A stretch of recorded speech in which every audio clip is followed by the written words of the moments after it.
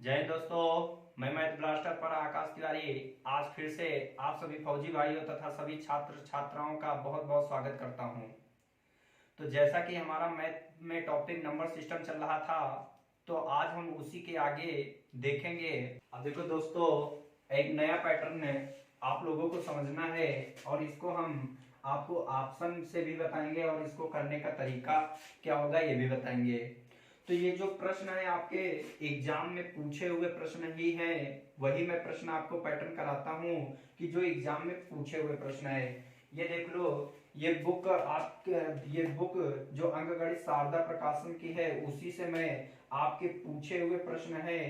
तो ये जो पूछा गया है ये आरआरबी रांची असिस्टेंट और इसमें पूछा गया है। तो अब सोच लो, ये प्रश्न पूछे गए हैं, जो जो मैं पैटर्न करा रहा हूँ ये सब पूछे ही हैं किसी न किसी एग्जाम में। ये सारे प्रश्न जो हैं ये प्रीवियस ईयर ही हैं, तो उन्हीं को मैं पैटर्न आपको करा रहा हूँ, तो इनको जरूर से जरूर ध्यान दें। चाहे आप रेलवे की तैयारी करते हो और चाहे आप किसी भी लेवल की तैयारी करते हो, एसएससी की भी तैयारी करते हो और आप तैयारी अगर कर रहे हो, तो इन प्रश्नों को जरूर से जरूर देखें।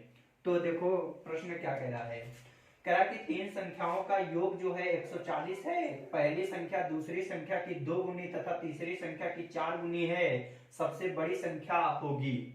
तो सबसे बड़ी संख्या होगी, आप ऑप्शन से भी कर सकते हो और इसका करने का तरीका भी देख लो। सबसे पहले आप देखो, इसमें संख्या है कितनी, 3 है, तो इसका मतलब पहली और दूसरी और तीसरी, ये 3 संख्या मैंने मान लिया।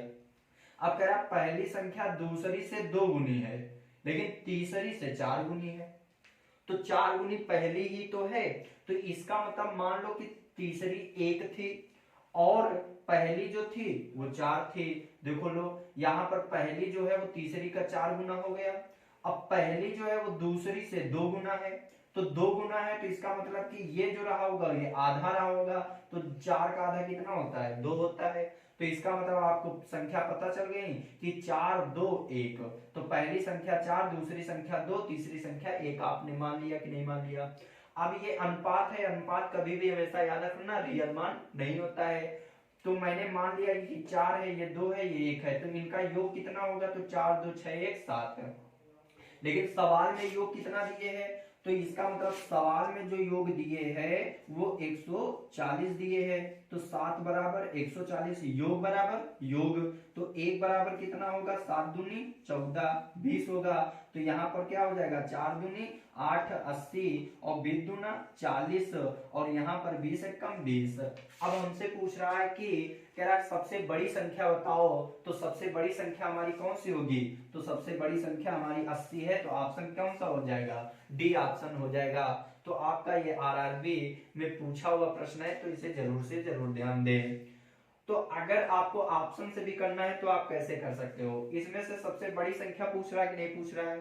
ठीक, अब सबसे बड़ी संख्या पूछ रहा है, तो इसे आप लोग स्क्रीनशॉट ले सकते हो या दोबारा इसे देख लेना। ठीक, तो अब देखो ये 50 से कम 3 के सभी धनात्मक गुणजों का योग ज्ञात कीजिए। तो ये प्रश्न आपसे कह रहा है और इसको आपको बताना है। तो आपने ऐसा प्रश्न आपने देखा था कि हमने आपको कराया था कि अगर कभी भी n लगातार प्राकृतिक संख्याओं का योग पूछ दे तो n ऑफ n प्लस 1/2 होता था। लेकिन मैंने एक चीज और बताया था कि कभी भी अगर आपको लगातार पद दे दे और आपका अंतर समान हो, तो एक फार्मूला मैंने आपको बताया था कि जब अंतर समान हो, जब अंतर समान हो और लगातार पद हो, तो अगर उसका योग पूछ दे तो आपको हमेशा याद रखना, मैंने एक फार्मूला बताया था कि प्रथम पद और प्लस अंतिम पद बटे 2 इंटू कुल संख्या। क्या होगा, इंटू कुल संख्या होगा कि नहीं होगा। अब उसने कहा है कि 50 से कम 3 के सभी धनात्मक गुणजों का योग ज्ञात कीजिए। तो हमने कहा 50 से कम 3 के गुणज होना चाहिए। तो सबसे तो पहला पद 3 होगा, फिर उसके बाद 3 दूना 6 होगा, फिर 3 तक का 9 होगा, गुणज है मतलब 3 का मल्टीप्लाई होगा, और इसी तरह एंड डॉट डॉट 16 48 मतलब 48 तक होगा कि नहीं होगा, 50 से कम भी हो गया। अब यहाँ पर हमने कहा 3 6 9 एंड डॉट डॉट 48 का योग ज्ञात करना है। तो इसका मतलब अगर योग ज्ञात करना है तो हम ये प्लस लगा दिया, ये प्लस लगा दिया, और प्लस डॉट डॉट प्लस 48 हो जाएगा कि नहीं हो जाएगा। हमने कहा कि यहाँ पर देखा अंतर कितना है, तो 3 और 6 का अंतर 3 हो गया, 6 और 9 का अंतर इसका भी आपका 3 हो गया। इसी तरह अगर करेंगे तो अंतर भी समान होगा। तो अब हमको योग निकालना है, तो अब क्या करेंगे, तो अगर हमको योग निकालना है तो हम डायरेक्ट कर सकते हैं कि यहाँ पर प्रथम पद जो दिए है वो आपका क्या दिए है, तो प्रथम पद हमारा दिए है 3 और अंतिम पद हमारा क्या दिए है 48 और बटे 2 इंटू, अब देखो कुल संख्या, तो कुल संख्या मतलब कुल पदों की संख्या करना है। और अगर हम 3 से 48 तक पद लिखे और 3 का गुणज हो तो हमारे कुल पद कितने पड़ेंगे, तो आप कहोगे 16 48 मतलब 16 पद पड़ेंगे कि नहीं पड़ेंगे।